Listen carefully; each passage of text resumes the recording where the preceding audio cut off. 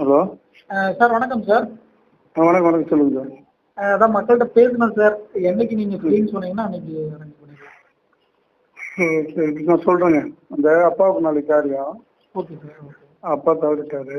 Next வீக்ல ஏதாவது program பண்ணிடலாங்களா? Next week இல்லை சார். நான் இந்த இது ஜனவரி 1க்கு மேலே தான் சார். ஜனவரி 1. ஆமாம், ஜனவரி 1க்கு மேலே பார்த்துக்கலாம். ஒரு டேட்டு ஃபிக்ஸ் பண்ணு. 1க்கு மேலே என்னைக்கான 1 மந்த் டைம் சொல்றீங்க. 15 நாள் இருக்குங்க. தேவையில்லாத சிக்கல் தானே இது. சிக்கலே கிடையாது. இல்லைன்னா இது நான் என்ன சொல்றேன், வேணா போய் கம்ப்ளைண்ட் கொடுக்க சொல்லலாம். நான் எதை சொல்றேன், நீங்க பேட்டி எடுத்தவங்க ஒருத்தவங்களுக்கு கூட நான் ஒரு பைசா தராதவங்க கம்ப்ளைண்ட் கொடுக்க சொல்ல போய் மண்ணு கூட கம்ப்ளைண்ட் இடம் கொடுத்து வேண்டியது அவ்வளவுதான். பணம் நீங்க அவங்களுக்கு எவ்வளவு கொடுத்தீங்கன்ற டீட்டெயில் வேணும்ல. அது எல்லாத்துக்குமே தெரியும். நான் தனியா கொடுக்கல. வட்டி போட்டு செட்டில் பண்றேன்னு எங்க ஒரு வார்த்தை கமிட்மெண்ட் இருக்கு. ஏங்க அதுதானே அவங்களும் செட்டில் பண்றேன்னு இருக்காங்க. நான் கேட்டுதான் சொல்றேன். நீங்க டைம் ஓட்டுறீங்க, நீங்க பேசுங்க. இல்ல எனக்கு வேற இல்ல டைம். ஏங்க நான் வந்து 3 5 6 வருஷமா வந்து இது பண்ணாங்க, என்ன பண்ண முடியும்? புரியலைங்க. இல்லைங்களா, அதுக்கு டைம் எடுத்து ஓகேன்ட்டேன். அது ஓகேன்னு சொல்றது ரெடின்னா சொல்லுங்க. பேமெண்டோடய வந்துருக்கா? இல்ல நீங்க வரும்போது பேமெண்டோடய வாங்க, ஒன்றும் பிரச்சனை இல்லை. நீங்க ஜனவரியில் வந்தாலும் ஜனவரி 1க்கு மேல பிளான் பண்ணிட்டோம். ஜனவரி 1க்கு மேல பேமெண்டோடய வந்துடுறீங்களா? அதெல்லாம் ஒன்றும் பிரச்சனை இருக்காது. Okay sir. ஜனவரி 1ஆம் தேதி நான் உங்களுக்கு கான்டாக்ட் பண்றேன். இல்ல 1ஆம் தேதி கான்டாக்ட் பண்ணாங்க. 1க்கு மேல கான்டாக்ட் பண்ணுங்க. 1ஆம் தேதி நான் வந்து மாநாடு டேட் அறிவிக்கிற கூட்டம் வச்சிருக்கேன். ஓகேங்க. ஜனவரி 1 வந்து மாநாடு டேட் அறிவிக்கிற கூட்டம். ஓகேங்க. அது பிளான் பண்ணிருக்கு. அதனாலதான் ஜனவரி 1க்கு மேல உங்கள்கிட்ட சொன்னது. ஓகேங்க. நீங்க மாநாடு அறிவிக்கிறதுக்கு முன்னாடியே ஒரு டைம் சொல்லுங்க. ஏன்னா எனக்கு இருங்க. நான் இப்ப எங்க அப்பா, நான் வீட்டுல பாருங்க, எங்க அப்பா தவறிட்டாரு. நான் காரியத்துல இருக்கேன். நான் வெளியில வர முடியாது. அப்புறம் எனக்கு வந்து பாத்தீங்கன்னா ஒரு 10 நாள் அந்த இதுக்கு வந்து எனக்கு டைம் எடுத்துக்கணும். அதுக்கு 10 நாள் டைம் எடுத்து அதுக்கப்புறம் நான் 10 நாள் நான் பொதுவா டைம் எடுத்துட்டு 10 நாள் எடுத்துக்கிறேன் இடையில. அதுக்கப்புறம் தான் நான் சொல்ல முடியும். அது என்ன பண்றது? அப்போ அதுக்கு நான் தான் ஓகேன்ட்டேன். நீங்க சொன்னீங்கல்ல அது கண்ணகி அம்மா எல்லாம் வந்து பாத்தீங்கன்னா நான் இப்ப நாளைக்கு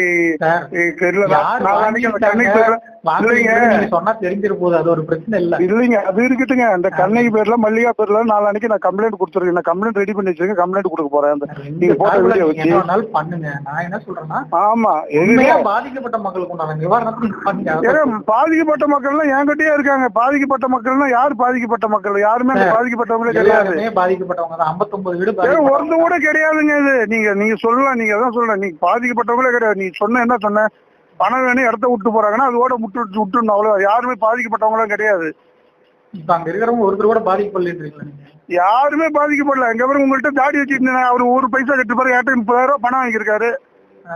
அவரு பணம் வாங்கியிருக்காரு. அவரு என்கிட்ட அவர்கிட்ட ஒரு ரூபாய் கை நீட்டாரு.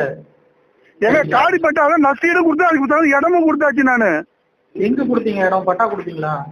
ஏங்க பட்டா எப்படி தர முடியும்? அந்த அவங்க பட்டாளத்துல குடியிருந்தாங்களா? நானே ஒரு ப்ரூஃப் உங்களுக்கு அனுப்புறேன். ஓகேங்களா? நீங்களே உங்க லெட்டர் பேர்ல எழுதி கொடுத்துருக்கீங்க. நீங்க பத்திரப்பதிவுக்கு பணம் வாங்கியிருக்கேன். மீதி பணம் நான் வந்து பத்திரப்பதிவுக்கு முன்னாடி நீங்க கொடுத்துடணும்னு எழுதி கொடுத்துருக்கீங்க.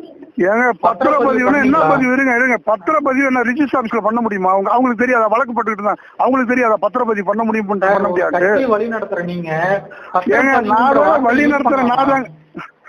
நான் தாங்க சொல்றேன். இருங்க. ஏங்க அது மடத்தோட இடம் உங்களுக்கு தெரியுமா தெரியாதா? சார் மடத்தோட இடத்த நான் பத்திரப்பதிவு பண்ணி தரேன். சார் எப்படி சார்? இருங்க.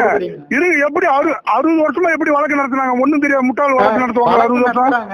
நீங்க பத்திரப்பதிவுன்னு சொன்னனாலதான் அவங்க பணம் கொடுக்குறாங்க. ஏங்க பத்திரப்பதிவுனா ரிஜிஸ்டர் ஆபீஸ்ல கிடையாதுங்க. சார் ரிஜிஸ்டர் ஆபீஸ்ல பண்ண முடியாது. அவங்களுக்கே தெரியும். அவங்க அப்படி எல்லாம் எதுவும் சொல்ல. இந்த பத்திரத்தை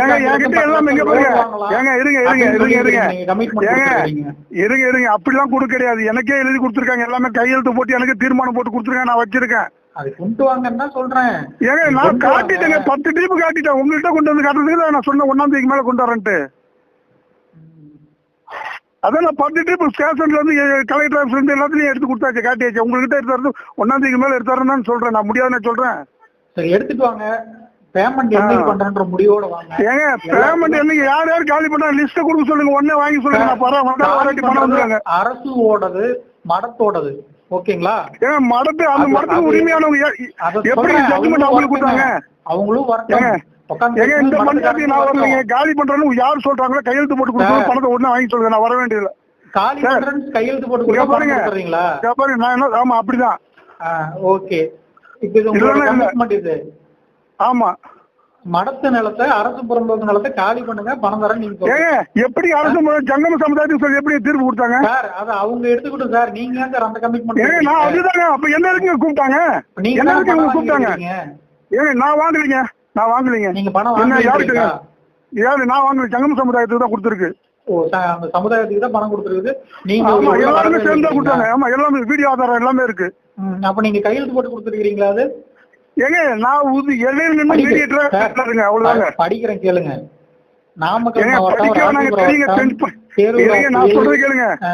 ஏங்க நான் அதெல்லாம் இருக்கு இல்லன்னா சொல்லல, அதுக்கு நான் மீடியேட்டரா நின்னது மற்ற ரெக்கார்டு என்கிட்ட எல்லாமே இருக்கு. நீங்க பாத்துங்க. மாமியார் பேர் இல்லையா பாப்பாத்தி ராமசாமி?